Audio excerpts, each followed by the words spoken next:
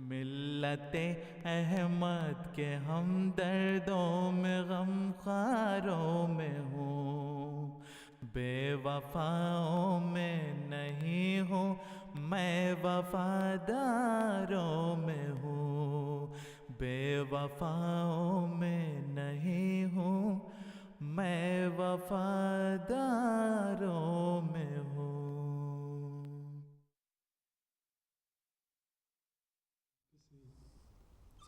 بسم اللہ الرحمن الرحیم۔ ناظرین کرام، السلام علیکم ورحمۃ اللہ وبرکاتہ۔ پروگرام تاریخی حقائق کے ساتھ آپ کی خدمت میں حاضر ہیں۔ اس پروگرام میں ہم تذکرہ کرتے ہیں جماعت احمدیہ مسلمہ کی ان خدمات کا جو امت مسلمہ کے لیے جماعت نے سر انجام دیں۔ ناظرین کرام، آج اس پروگرام میں ہمارے ساتھ شریک ہیں مکرم معظم مولانا عبدالباسط شاہد صاحب اور نصیر احمد حبیب صاحب۔ گزشتہ پروگراموں میں ہم نے ذکر کیا حضرت مرزا غلام احمد صاحب قادیانی مسیح موعود و مہدی موعود علیہ الصلوۃ والسلام کی خدمات کا جو امت مسلمہ کے لیے آپ نے سر انجام دی تھی، اور آپ کی وفات کے بعد بھی یہ سلسلہ جاری رہا، اور آپ کے خلفاء نے بھی اپنے امام کی طرح ویسے ہی مسلمانوں کے لیے، اسلام کے لیے ان خدمات کے سلسلے کو جاری رکھا، اور انشاءاللہ ہمیشہ جاری رہے گا۔ گزشتہ پروگرام میں ہم نے ذکر کیا حضرت خلیفۃ المسیح الاول حضرت مولوی حکیم نور الدین صاحب رضی اللہ عنہ کی خدمات کا۔ ہم جب آپ کی خدمات کا ذکر کرتے ہیں اور آپ کی سیرت کا مطالعہ کرتے ہیں تو اس بات سے پتہ چلتا ہے کہ آپ کو ابتدا سے ہی امت کی فلاح و بہبود کی فکر تھی، اور اس کے لیے آپ نے کام شروع کر دیا۔ اس کے متعلق کچھ روشنی ڈال دیں اس پہ۔ حضرت علامہ نور الدین کا نام ذہن میں آتے ہی ایک ایسے شخص کا ذہن میں تصور ابھرتا ہے جو ہمیشہ اپنے آپ کو خدمت اسلام کے لیے وقف رکھتا تھا۔ آپ نے اپنی ابتدائی زندگی علم کے حصول کے لیے وقف کر دی، اور علم کے حصول کے بعد خدمت اسلام کے مختلف مواقع جو بھی آپ کو ملے ان سے آپ نے پوری طرح استفادہ کیا، اور یہ تڑپ رہی آپ کو ہمیشہ کہ اور کوئی ایسا موقع ملے جس سے میں خدمت کر سکوں۔ مسلمانوں میں اس وقت یہ کہنا چاہیے کہ لمبے عرصے کے جمود کی وجہ سے جو سستی تھی اور احساس کمتری تھا، اس کی وجہ سے اس وقت بہت کم کوئی ایسی صورت نظر آتی ہے جو خدمت اسلام کے لیے باقاعدہ اجتماعی طور پہ اختیار کی گئی ہو۔ تاہم بعض درد مند لوگ جو تھے وہ کبھی کوشش کرتے تھے۔ مثلا ذکر آتا ہے آل انڈیا محمدن ایجوکیشنل کانفرنس کا۔ اس کے بانی سر سید تھے۔ سر سید کو بھی علم کی اشاعت کا بڑا شوق تھا، علم کی ترویج کا بڑا شوق تھا، اور اس لحاظ سے ان کو بہت اچھی اور نمایاں خدمات کرنے کا موقع ملا۔ تو جہاں علی گڑھ یونیورسٹی وغیرہ کے ذریعے انہوں نے تعلیم لوگوں کو دی اور تعلیم دینے کی کوشش کی، وہاں پہ آل انڈیا محمدن ایجوکیشنل کانفرنس کے نام سے بھی آپ نے ایک اپنی ایسی جماعت بنائی جس میں ہم درد لوگ جمع ہوں۔ حضرت مولانا نور الدین کو جب اس کا علم ہوا تو آپ نے بھی اس پہ لبیک کہا، آپ اس میں شامل ہوئے، اور ایک طرح سے روح روان تھے اس میں۔ آپ نے مالی طور پر بھی، علمی طور پر بھی ہر طرح اس میں حصہ لیا۔ اس کے بعد ایک اور انجمن کا ذکر ملتا ہے اسی زمانے میں، انجمن اشاعت اسلام کے نام سے۔ اس میں زیادہ تر دخل جو تھا وہ اس وقت کے اہل حدیث علماء کا تھا۔ اہل حدیث نسبتاً ایک نئی تحریک سمجھی جاتی تھی، اس وقت ان کی مخالفت بھی بہت زیادہ تھی، لیکن بہرحال کسی قدر حرکت جو نظر آتی ہے تو ان میں نظر آتی ہے، ورنہ تو عام ایک جمود کی سی کیفیت تھی۔ تو انجمن اشاعت اسلام میں بھی حضرت مولانا نور الدین آگے تھے، آپ اس میں شامل ہوئے۔ اشاعت السنہ میں جو رپورٹ اس کی پہلی شائع ہوئی ہے اس میں یہ ذکر ملتا ہے کہ حضرت مولانا نور الدین نے سب سے زیادہ اس میں مالی اعانت کا وعدہ کیا، اور ویسے بھی علمی لحاظ سے بھی آپ اس میں ہمیشہ شامل رہے اور ممد و معاون رہے۔ اس کے بعد ایک اور انجمن کا ذکر ملتا ہے، انجمن حمایت اسلام لاہور۔ یہ اچھی خاصی مشہور انجمن ہوئی، بعد میں بھی اس کا ذکر ملتا رہتا ہے۔ تو انجمن حمایت اسلام کے جو ابتدائی ممبر تھے ان میں بھی حضرت مولانا نور الدین شامل تھے، اور وجہ اس میں یہی ہے کہ آپ کو ہمیشہ اس بات کا شوق تھا، یہ رغبت تھی، یہ جذبہ تھا کہ آپ اشاعت اسلام اور خدمت اسلام کا کوئی موقع ضائع نہ جانے دیں۔ تو آپ نے اس سے بھی فائدہ اٹھانے کی کوشش کی۔ انجمن حمایت اسلام انجمن حمایت اسلام کا جو مقصد تھا، جو یہ مقصد بیان کیا گیا تھا، اس کا یہ تھا کہ علم کی ترویج کی جائے، مسلمانوں کو ان کے اندر علمی شوق پیدا کیا جائے، غیر مسلموں کے اعتراضات کا جواب دیا جائے، غیر مسلموں میں اسلام کی تبلیغ کی جائے۔ اور ظاہر ہے یہ ایسے مقاصد تھے جن میں حضرت مولانا نور الدین بشوق برغبت شامل ہو سکتے تھے اور ہوئے۔ اور آپ کا تعلق اس انجمن سے کئی طرح بعد میں بھی ملتا ہے، پتہ چلتا ہے کہ آپ ہمیشہ اس انجمن کے جو نیک مقاصد تھے ان کی تکمیل اور تعمیل کے لیے کوشاں رہے۔ آپ نے جو مشہور کتاب لکھی ہے فصل الخطاب، اس کی اشاعت بھی انجمن حمایت اسلام کے ذریعے ہوئی تھی، یہ اس کے پبلشر تھے۔ تو اس طرح سے اور بھی انجمن حمایت اسلام میں کئی ہمارے احمدی بزرگ جو تھے، حضرت میر ناصر نواب صاحب نے ایک موقع پر نظم پڑھی تھی وہاں پہ، اور وہ عام طور پہ چندے کے لیے جلسہ ہوتا تھا، تو اچھا خاصا چندہ ان کو اس کی وجہ سے ملا تھا، تو احمدیوں نے اس میں بھی حصہ لیا، اور حضرت مولانا نور الدین اس میں پیش تھے۔ ٹھیک ہے، جزاک اللہ۔ جیسا کہ ابھی ذکر ہوا ہے کہ حضرت خلیفۃ المسیح الاول حضرت مولوی حکیم نور الدین صاحب رضی اللہ عنہ انجمن حمایت اسلام اور انجمن اشاعت اسلام اور اسی طرح دوسرے مواقع پر بھی مسلمانوں کی امت مسلمہ کی خدمات سر انجام دیتے رہے ہیں، لیکن حضرت مسیح موعود علیہ الصلوۃ والسلام کے ساتھ جب آپ کی ملاقات ہوتی ہے تو ان خدمات کا رخ کس طرف جاتا ہے؟ جی، بسم اللہ الرحمن الرحیم۔ اس سے حضرت حکیم الامت کی جو ملاقات ہوئی ہے حضرت مسیح موعود علیہ الصلوۃ والسلام سے، اس نے ان کی زندگی میں ایک نئی ڈائریکشن انہیں دے دی ہے۔ اگر ہم تھوڑا سا پس منظر کے طور پہ بتا دیں تو واضح ذرا صورت حال ہو جائے گی، اگر آپ اجازت دیں تو اس میں یہ ہے کہ جس معاشرے میں حضرت جس پرسپیکٹو میں جس کانٹیکسٹ میں وہ ابھرے ہیں، وہ کانٹیکسٹ ایسا تھا کہ مسلمانوں کی سلطنت جا رہی تھی، چلی گئی، ذلت اور ادبار کی پرچھائیاں ان پہ گہری ہوتی چلی جا رہی تھیں۔ معاشرے میں یہ تھا، اس کی ایک بڑی اچھی مثال ہے کہ حضرت خلیفۃ المسیح اول کی ہمشیرہ قادیان آئیں تو آپ نے پوچھا نماز آپ نہیں پڑھتی، تو انہوں نے کہا جی ہمارے پیر صاحب نے ذمہ داری لی ہے، یوم صاحب وہی ذمہ دار ہیں ہمارے۔ تو یہ تھا کہ یہ اچھا، اس کے خلاف، اس خیال اور اس طرز فکر کے خلاف جو سب سے شدید رد عمل ظاہر ہوا ہے وہ سید احمد شہید کی تحریک میں، اور حضرت شاہ اسماعیل شہید نے اپنی کتاب تقویۃ الایمان میں اس جو ہے تحریک کو عروج پہ پہنچا دیا ہے کہ بھئی نہیں، ہماری ذمہ داری ہے۔ اسے کہتے ہیں ہسٹری کے اسلام میں ولڈ اسلام، کہ اپنی کوشش سے ہم نے عمل سے اپنے زندگی بنتی ہے، جنت بھی جہنم بھی جو بھی ہے۔ تو 1856 میں کوئی مجاہد ادھر مجاہدین کو چندہ وغیرہ پہنچاتے تھے، بھیرا رستے میں ایک بڑا مشہور شہر تھا اور اس کے رابطے ملتے تھے اوپر، تو وہ کوئی چندہ پہنچانے ان ایک کتابوں کا کاروبار کرتے تھے، وہاں پہلی بار انہیں اس تحریک کے اثرات پہنچے اور تقویۃ الایمان انہوں نے پڑھی اور اس تحریک سے متاثر ہوئے ہیں۔ پھر جب یہ علم کی تلاش میں رامپور گئے ہیں اور دوسرے شہروں میں گئے ہیں، انہوں نے حضرت شاہ ولی اللہ کی دیگر کتابیں پڑھی ہیں، حجت البالغہ پڑھی ہے، خیر کثیر پڑھی ہے۔ پھر آپ چلے گئے ہیں مکہ، حجاز چلے گئے ہیں، وہاں مدینہ چلے گئے ہیں۔ شاہ عبد الغنی وہ بزرگ ہیں جو کہ مولانا قاسم نانوتوی اور رشید احمد گنگوہوی کے بھی استاد ہیں، جنہوں نے دیوبند کی بنیاد رکھی تھی۔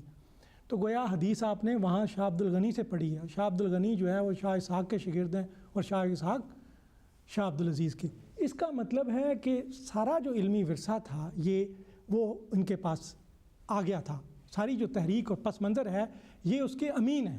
انہوں نے جتنے بھی مشہور اور معروف وہ لوگ تھے، وہاں حجاز میں ان کا رابطہ مشہور جو مبلغ اسلام تھے جنہوں نے فنڈر کے خلاف دفاع کیا، رحمۃ اللہ کرانوی اور ڈاکٹر وزیر خان، ان کے ساتھ ان کا رابطہ ہوا ہے۔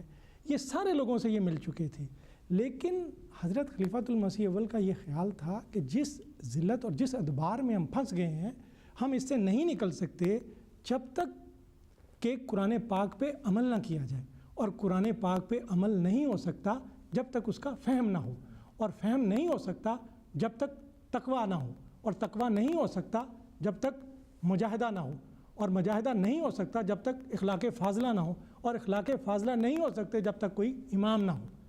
تو جو ہی وہ انہیں امام ملے ہیں تو گیا جیسے چپکے میں ویرانے سے باہر آ جائے، وہ باہر آ گئی ہے، تو زندگی ایک ان کی بدل گئی ہے، ڈائریکشن مل گئی ہے۔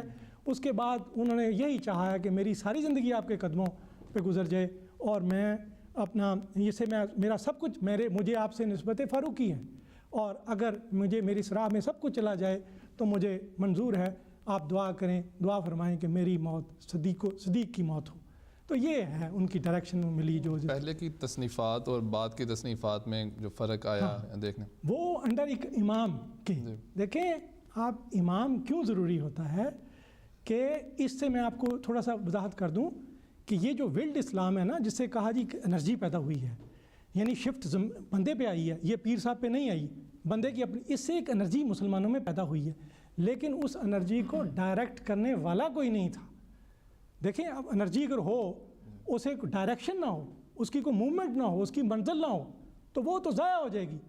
تو امام نے اس کو ایک ڈائریکشن عطا کی ہے۔ پھر آپ نے انہیں کہا جی، انہوں نے پوچھا کیا کروں، انہوں نے کہا جی جہاد کریں۔ انہوں نے کہا جہاد، انہوں نے کہا ہاں جی جہاد اس راز میں کہ اسلام کے حق میں اس وقت جس قسم کا اٹیک ہے، تو اس طرح پھر انہوں نے فصل الخطاب جیسے مولانا صاحب نے فرمایا لکھی ہے، اور پھر ان کی امام کی ڈائریکشن میں جیسے امام کو جو اس طرح جیسے رہنمائی ملتی ہے، پھر اس کی دیکھیں جب کوئی پیٹرن بنتا ہے، کوئی قلین بنا جاتا ہے، نور باف کوئی قلین، اگر اس کا 20% حصہ دیکھیں نا آپ، تو آپ کو نظر آئے گا یہ کیا سے دھاگا اٹھا رہا ہے، کہاں سے لگا رہا ہے، یہ اس پہ کوئی پیٹرن کوئی نہیں، کوئی بچہ کھڑا اعتراض کرے گا، لیکن جب پورا بن جائے گا تو ایک عام بچہ بھی دیکھ سکتا ہے کہ کیا خوبصورت نقشہ بنا ہے، تو اس نقشے میں وہ آ گئے ہیں، اور اس سے پھر ایک تحریکی بنیاد ہے۔ جزاک اللہ۔ کہ فصل الخطاب کا ذکر ہوا، پھر ہمیں بھی ذکر کیا جیسے کہ پھر ایک امام کی پیروی میں جو مجاہدہ تھا اس کو شروع کیا ہے۔ جو تکذیب براہین احمدیہ جو لکھی گئی تھی کتاب، اس کے جواب میں آپ نے تصدیق براہین احمدیہ لکھی، اس کا کچھ تعارف کروا دیں۔ میں سمجھتا ہوں فصل الخطاب کا ذکر ہو رہا ہے۔ فصل الخطاب حضرت مولانا نور الدین رضی اللہ عنہ کی عیسائیوں کی تردید میں ایک مفصل کتاب ہے۔ یہ بھی دراصل حضرت مسیح موعود علیہ السلام کی ہدایت پر ہی آپ نے لکھی تھی، کیونکہ عام طور پہ صوفیاء کا، بزرگوں کا، پیروں کا طریق یہ ہوتا ہے کہ جب کوئی ان کا مرید بنتا ہے تو اس کو مجاہدہ بتاتے ہیں، اور وہ روایتی مجاہدہ جو ہوتا ہے وہ یہ کہ مثلاً آپ درود شریف اتنے دفعہ پڑھیں، سبحان اللہ و بحمدہ، سبحان اللہ العظیم پڑھتے رہیں، ساری رات پڑھیں۔ تو اس قسم کے مختلف وظائف اور اوراد جو ہیں وہ عام طور پہ مجاہدے میں بتائے جاتے ہیں۔ یہ عام طریقہ ہے صوفیاء کا، بزرگوں کا، اور یہ بھی اگر حضور نیت سے اور قلب صافی سے یہ کام کیا جائے تو یقیناً بڑا مفید کام ہے۔ لیکن حضرت مسیح موعود علیہ السلام کے زمانے میں جہاد کی شکل تبدیل ہو گئی۔ اس سے یہ بھی پتہ چلتا ہے کہ حضور نے جو جہاد کی شکل تبدیل ہوئی ہے اس کو کس طرح سمجھا اور کس طرح اس پہ عمل کیا، کہ جب حضرت مولانا نور الدین نے جو ایک لحاظ سے حصول علم کے لحاظ سے تو منتہی ہو چکے تھے، اللہ تعالیٰ ان کو بڑا مقام اللہ تعالیٰ نے دیا تھا علم کے لحاظ سے، علمی مقام ان کا بڑا بلند تھا۔ اس وقت کے علماء جو تھے وہ آپ کی عزت کرتے تھے، علمی حلقوں میں ان کا نام بڑی عزت سے لیا جاتا تھا، اچھی خاصی شہرت رکھتے تھے۔ یہاں تک آتا ہے کہ بعض لوگوں نے کہا کہ ان کی تفسیر سن لو، ان کا بیان سن لو، تمہیں فخر ہوگا کہ تم نے نور الدین سے تفسیر سنی ہے۔ اور بلکہ یہ بھی آتا ہے کہ سر سید سے اگر جب کسی نے پوچھا کہ انسان ترقی کرتے کرتے کیا بن سکتا ہے، تو اس نے کہا انسان ترقی کرتے کرتے صوفی بن جاتا ہے، صوفی ترقی کرے تو ترقی کرتے کرتے نور الدین بن جاتا ہے۔ تو یہ بڑا خراج عقیدت ہے اس کا۔ لیکن میں یہ کہنا چاہتا ہوں، اس میں اضافہ کرنا چاہتا ہوں کہ اس کی نظر جا کے نور الدین پہ رک گئی، نور الدین احمدی کو اس نے نہیں دیکھا، وہ احمدی ہو جاتا ہے۔ حضرت مسیح موعود علیہ السلام پہ حضرت مولانا نور الدین کی جب نظر پڑی ہے تو پہلی نظر میں آپ فدا ہو گئے۔ بیعت وغیرہ کا تو ابھی کچھ سلسلہ نہیں تھا، بیعت تو بعد میں ہوئی ہے، مسیح علیہ السلام نے جو بیعت لی ہے۔ ویسے خلیفہ اول نے پہلے یہ کہہ دیا کہ جب بیعت لی جائے تو مجھے شامل کیا جائے، مجھے یہ سعادت حاصل ہونی چاہیے کہ میں پہلے بیعت کروں۔ تو بہرحال جو مجاہدہ آپ نے دریافت کیا کہ جس طرح عام طریق ہے، تو آپ بھی مجھے کو بتائیں کہ مجاہدہ کیا کرنا چاہیے۔ تو حضرت مسیح موعود نے فرمایا کہ عیسائیوں کے رد میں کتاب لکھیں۔ ظاہر ہے اس وقت یہ بہت بڑا فتنہ تھا، اور اگر ہم دیکھیں کہ سورہ کہف کے ابتدائی رکوع اور آخری رکوع میں حضرت صلی اللہ علیہ وسلم نے دجال کے فتنے سے بچنے کے لیے جو ہمیں تدبیر بتائی ہے، تو اس میں بھی عیسائیت کا زیادہ ذکر آتا ہے، اور یہ آخری زمانے کا سب سے بڑا فتنہ تھا۔ اس کو دجالی فتنہ کہہ کے سب جہاں بھی ذکر ملتا ہے اس سے ڈرایا، بزرگوں نے ڈرایا، انبیاء نے ڈرایا اس سے۔ تو حضرت مسیح موعود علیہ السلام خود یہ مجاہدہ کر رہے تھے، اور آپ نے حضرت مولانا نور الدین کو بھی اس مجاہدے میں شامل کیا۔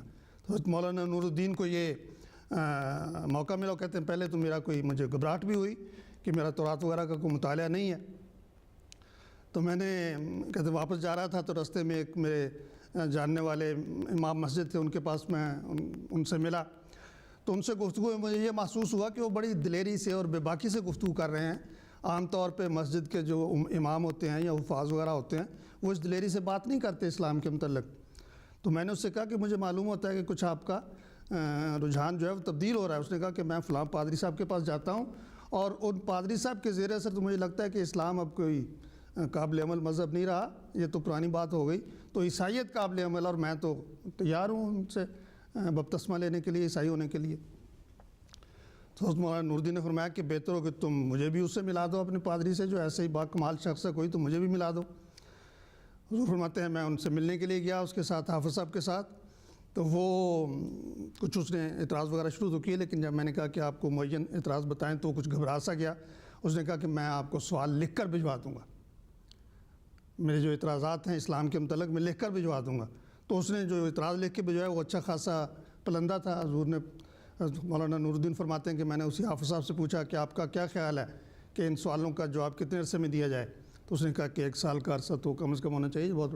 تو ان اعتراضوں کو پڑھ کے، اس کے بعد تورات کو پڑھ کے، عیسائی مذہب کی معلومات حاصل کر کے، حضرت مولانا نور الدین نے عیسائی مذہب کی تردید میں فصل الخطاب نام کی ایک مفصل کتاب لکھی، اور اس کا بہت آگے فائدہ ہوا، بہت دفعہ کتاب چھپی، بہت دفعہ کئی پبلشرز اس کو شائع کرتے رہے، لیکن اس کا فوری فائدہ تو یہ ہوا کہ وہ حافظ صاحب جو اس بات پہ تیار تھے کہ میں تو عیسائی ہونے کے لیے تیار ہوں، انہوں نے کہا کہ میں تو اسلام پر پختہ ہو گیا ہوں اور مجھے کوئی ضرورت نہیں ہے، میں تو عیسائی نہیں ہوں گا۔ تو یہ ایک فوری طور پہ جو اس کا پھل ملا، اور اس کے بعد اب تک وہ ایک علمی مجاہدے میں اس لحاظ سے بھی فائدہ ہے کہ جو دوسرے مجاہدے کیے جاتے ہیں اس سے ذاتی طور پہ انسان کو فائدہ پہنچتا ہے اگر پہنچے تو، لیکن علمی مجاہدے کا یہ فائدہ ہے کہ وہ ایک مسلسل مفید اور نفعرسان چیز بن جاتی ہے۔ جیسے کہتے ہیں کہ معجزہ جو ہے، اگر کوئی معجزہ دکھاتا ہے کوئی مردہ کو زندہ کرنے کا، تو یہ بڑا معجزہ ہے، لیکن مردہ کو زندہ کیا، اس وقت دیکھا، لوگوں نے 4 10 20 50 جتنے لوگوں نے دیکھا ان پہ اس کا اثر ہوا ہوگا، اس کے بعد وہ بات ختم ہو گئی۔ لیکن علمی معجزہ جیسے قرآن مجید کا معجزہ ہے، یہ ہمیشہ کے لیے ہے، ہمیشہ اس میں اعجاز پایا جاتا ہے، ہمیشہ خدا تعالیٰ کی شان نظر آتی ہے، ہمیشہ خدا تعالیٰ کی قوت نظر آتی ہے۔ اسی طرح سے فصل الخطاب جو ہے وہ ایک علمی مجاہدہ تھا، اور علمی مجاہدے کی وجہ سے وہ مسلسل مفید ثابت ہو رہا ہے۔ تصدیق براہین احمدیہ کا ذکر آیا ہے، حضرت مولانا نور الدین کے علمی کارناموں میں سے ایک بہت بڑا کارنامہ تصدیق براہین احمدیہ بھی ہے۔ یہ بھی آپ نے حضرت مسیح موعود علیہ السلام کے توجہ دلانے سے آپ کو یہ سعادت حاصل ہوئی، اور آپ نے آریوں کی طرف سے اس زمانے میں جو اعتراضات کیے جاتے تھے، عام طور پہ پنڈت لیکھ رام نے براہین احمدیہ پڑھنے کے بعد اس نے اس کتاب کو پڑھا تو کیا ہوگا؟ میں سمجھتا ہوں کہ وہ تو اپنی علمی لحاظ سے اس کو سمجھنے سے بہرحال قاصر رہا ہوگا، لیکن اپنا نام چمکانے کے لیے اور یہ بتانے کے لیے کہ وہ بھی کوئی لیڈر ہے، اس کو لکھنے لکھانے کا شوق تھا، بلکہ مسیح موعود علیہ السلام نے بھی جب اس کا تجزیہ کیا تو فرمایا کہ اس میں جو تمسخر اور استہزاء اور ٹھٹھے اور ہنسی کی باتیں ہیں یا غلط قسم کی دشنامدہی کی گئی ہے، وہ لیکھ رام کا کام ہو سکتا ہے۔ اگر اس میں کوئی علمی کام نظر آتا ہے تو وہ لیکھ رام کا نہیں ہو سکتا، اس کی اتنی استعداد ہی نہیں ہے۔ تو بہرحال لیکھ رام نے تکذیب براہین احمدیہ کے نام سے کتاب لکھی، اور اس نے کوشش کی کہ اس براہین احمدیہ کی جو شان ہے، جو عظمت ہے، جو اس کا اثر پیدا ہو رہا ہے، جو ایک نئی تحریک اور ایک نئی رو چل رہی ہے، اس کو روکنے کی کوشش کی۔ لیکن جب خدا تعالیٰ کی طرف سے آسمان سے بارش نازل ہوتی ہے تو اس وقت پھر اس کو کوئی روک نہیں سکتا۔ تو وہ تو ایک رو چل چکی تھی اور رو چل رہی تھی، لیکھ رام کا اس میں کیا کام تھا بیچارے کا۔ تو بہرحال حضرت مولانا نور الدین نے وہ جو عام طور پہ آریوں کی طرف سے اعتراض کیے جاتے ہیں، ان اعتراضات کا مدلل اور مفصل جواب اپنی کتاب میں دیا، جو تصدیق براہین احمدیہ کے نام سے شائع ہو چکی ہے۔ ٹھیک ہے، جزاکم اللہ۔ ابھی جیسا کہ بتایا مولانا صاحب نے کہ فصل الخطاب بھی ایک مجاہدے کے طور پہ لکھی، پھر آپ نے تصدیق براہین احمدیہ بھی ایک مجاہدے کے طور پہ لکھی، اور فصل الخطاب میں عیسائیوں کے جو اعتراضات تھے ان کا رد پیش کیا ہے، براہین احمدیہ میں آریہ اور ہندوؤں کے اعتراضاتوں کا رد پیش کیا ہے۔ تو ان سب باتوں کے بعد اتنی اسلام کی خدمت کرنے کے باوجود کس طرح وہ لوگ آپ کو یعنی کہ آپ کو کس طرح جھٹایا ہوگا ان لوگوں نے؟ دیکھیں، ان کو کوئی جھٹلا تو نہیں سکتا، آج بھی تاریخ کے اوراق گواہ ہیں کہ وہ علمی حلقوں میں کس طرح ان کا نام جو ہے وہ آج بھی روشن ہے۔ میں ایک چھوٹی سی مثال دیتا ہوں۔ ایک کتاب ہے افادات و ملفوظات، مولانا عبید اللہ سندھی کے وہ جو افکار ہیں پروفیسر سرور نے وہ مرتب کیے ہیں، تو اس میں اس نے ریکارڈ کی ان کی گفتگو۔ وہ کہتا ہے حرم، صحن حرم میں گفتگو ہو رہی تھی، ایک دن مولانا عبید اللہ سندھی فرمانے لگے حکیم نور الدین بہت بڑے عالم قرآن تھے۔ تو کسی صاحب نے کہتے وہ تو قادیانی ہو گئے تھے۔ انہوں نے کہا میں نے کب کہا ہے، میں نے تو یہ کہا ہے کہ بہت بڑے عالم قرآن تھے، اور میں تمہیں سچ کہتا ہوں کہ میں پورا عالم اسلام گھما ہوں، میں رشیا بھی رہا ہوں، افغانستان بھی رہا ہوں، ترکی میں بھی رہا ہوں، 13 سال مجھے مکہ مدینے میں بھی ہو گئے ہیں، اور اس سے بڑا میں نے عالم قرآن نہیں دیکھا کوئی۔ تو وہ ان کی جو ہے کوئی ان کے نہیں کر علامہ اقبال کو فتوے کی ضرورت پڑتی تھی تو وہ حضرت حکیم الامت سے پوچھتا تھا۔ ان کا علامہ اقبال کا شارح ہے ڈاکٹر خلیفہ عبدالحکیم، وہ ان کا شاگرد ہے۔ فضل الرحمان جو ہے، ڈاکٹر فضل الرحمان جو ہے، ان کے والد ان کے شاگرد ہیں۔ اور ان کی سر سید جو ہے، اس نے جب تورات کی تفسیر لکھنے کا فیصلہ کیا، ایک بہت مشہور اسکالر نے کہا کہ آپ مجھ سے لکھوا لیں، عبرانی کے اس واحد اسکالر تھے۔ ان کی معاونت کے لیے انہوں نے حضرت خلیفۃ المسیح اول کا نام پیش کیا کہ وہ ان کے معاون ہوں گے۔ بات اختلاف سارا یہ ہے کہ حضرت صاحب نے، حضرت مسیح موعود علیہ الصلوۃ والسلام نے کتاب البریہ میں بڑا ہی خوبصورت اس دور کا نقشہ کھینچا ہے۔ وہ یہ کھینچا ہے کہ اس سے آپ کو پتہ چلے گا کہ کیا اعتماد جو ٹوٹ چکا تھا۔ آپ فرماتے ہیں کہ اگر سر سید احمد خان کو کوئی یہ کہے کہ اس وقت ایسی چیز ایجاد ہو چکی ہے، ایسا مقناطیس ایجاد ہو چکا، کسی درخت کے سامنے رکھ دیں تو درخت کھینچا چلا جائے گا اس کی طرف، تو سر سید اسے فوراً تسلیم کر لیں گے۔ لیکن اگر یہ کہا جائے کہ حضرت صلی اللہ علیہ وسلم کا ایک معجزہ ہے کہ جب درخت کو بلایا تو درخت اس کی طرف، ان کی طرف لپکا، تو وہ نہیں مانیں گے، اس کہیں گے حدیث قابل اعتبار ہی نہیں ہے۔ اور یہ کیوں ہو رہا ہے؟ کیونکہ اعتماد ٹوٹ چکا ہے، ایمان ختم ہو چکا ہے، زندہ خدا پہ ایمان نہیں ہے کہ وہ نشان دکھا سکتا ہے۔ دیکھیں، جب حضرت خلیفۃ المسیح اول کو پتہ چلا کہ ایک عبدالغفور نامی شخص آریہ ہو گیا، دھرم پال نام رکھ لیا اس نے، تو آپ نے کتاب نور الدین لکھی ہے اس کے اعتراضات کے جواب میں۔ تو اس کتاب میں آپ نے لکھا ہے، اعتراض کے جواب دیے ہیں، جب یہاں تک پہنچے ہیں کہ جناب وہ جو آگ تھی جس آگ میں حضرت ابراہیم کو پھینکا گیا تھا وہ مخالفت کی آگ تھی، تو یہاں روک دیا حضرت صاحب نے کہ نہیں، طویل کرنے کی ضرورت نہیں، مجھے بھی ابراہیم کہا گیا ہے، اور اگر مجھے کوئی ڈالے تو مجھے یقین ہے کہ ہم بچائے جائیں گے، خود نہیں ہم جاتے لیکن کوئی اگر ڈالے تو پھر فرمایا آگ ہماری غلام بلکہ غلاموں کی غلام۔ یہ ایمان تھا جو بحال کرنا تھا۔ بھائی عقل جو ہے وہ سب کی، انسان جو ہے سب کا سب عقل نہیں ہے، فیتھ پھر کدھر گیا؟ اگر عقل از ایکول ٹو فیتھ، انسان از ایکول ٹو عقل، تو پھر تو فیتھ کدھر گیا؟ مجموعہ ہے انسان، عقل بھی ہے، فیتھ بھی ہے۔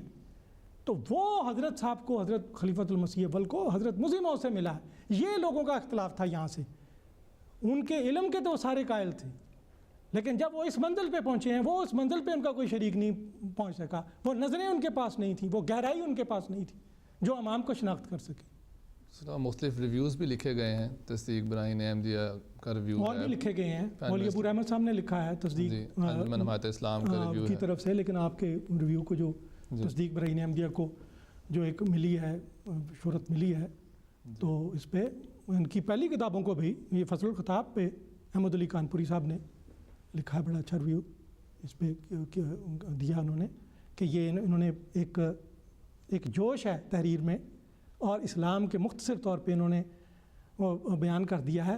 اور حضرت مسیح موعود علیہ السلام نے لکھا ہے آپ نے روایت اور درایت کے ساتھ یہ اسلام کی حقانیت کو ثابت کیا ہے. حضرت مسیح موعود علیہ السلام نے انجمن حمایت اسلام کا ذکر فرمایا اپنے کتاب میں. صاحب ابھی آپ اس وقت اسٹریم پر انجمن حمایت اسلام کا جو ریویو ہے وہ آپ دیکھ بھی سکتے ہیں. یہ اس کا ایک جو چھپا تھا اس وقت، یہ اس کا ایک اسی تصویر ہے آپ کے سامنے جو دکھائی جا رہی ہے. میں یہ عرض کر رہا تھا کہ آل انڈیا ایجوکیشن کانفرنس کا ذکر آیا ہے، انجمن اشاعت اسلام کا ذکر آیا ہے، اس طرح انجمن حمایت اسلام کا بھی ذکر آیا ہے. تو یہ حضرت مسیح موعود علیہ السلام سے پہلے ان کے لیے کچھ جواز تھا کہ شاید یہ اسلام کی خدمت کر رہے ہیں اور اسلام کے لیے درد رکھتے ہیں یہ لوگ. لیکن حضرت مسیح موعود علیہ السلام فرماتے ہیں کہ میرے آنے کے بعد جب خدا تعالیٰ کی طرف سے رہنمائی روشنی آ گئی، پھر بھی ان کا اس جگہ پہ جمے رہنا اور حمایت کا دعویٰ کرنا یہ خدا تعالیٰ کے نزدیک قابل قبول نہیں ہو سکتا. اور یہی وجہ ہے کہ ان کی خدمات جو ہیں وہ ناقابل ذکر رہیں. اور حضرت مولانا نور الدین چونکہ وہ حضرت مسیح موعود علیہ السلام کے ساتھ مل گئے، اس روحانی روشنی سے انہوں نے حصہ پایا اور خدا تعالیٰ کے فضل سے ان کو خدمت کا ایک وسیع موقع ملا. جزاکم اللہ. ناظرین کرام، ابھی ہم نے اس پروگرام میں دیکھا ہے کس طرح حضرت خلیفۃ المسیح الاول حضرت مولوی حکیم نور الدین صاحب رضی اللہ عنہ نے امت مسلمہ کی خدمات سر انجام دی. انشاءاللہ ہم یہ تذکرہ جاری رکھیں گے. لیکن یہاں یہ بات سمجھنا بہت ضروری ہے کہ آج بھی مسلمان اگر اسلام دشمن عناصر کا مقابلہ کرنا چاہتے ہیں تو وہ یقیناً حضرت مسیح موعود علیہ السلام کی تعلیمات، آپ کے ارشادات اور آپ کے خلفاء کے ارشادات کی روشنی میں ہی ممکن ہے. اس کے بغیر یہ ممکن نہیں. خاک صاحب شکر گزار ہے مولانا عبدالباسط شاہد صاحب کا اور نصیر حبیب صاحب کا کہ وہ اس پروگرام میں تشریف لائے. ناظرین کرام اجازت دیجیے. السلام علیکم ورحمۃ اللہ وبرکاتہ. ملت احمد کے ہم دردوں میں غم خاروں میں ہوں، بے وفاؤں میں نہیں ہوں، میں وفاداروں میں ہوں. بے وفاؤں میں نہیں ہوں، میں وفاداروں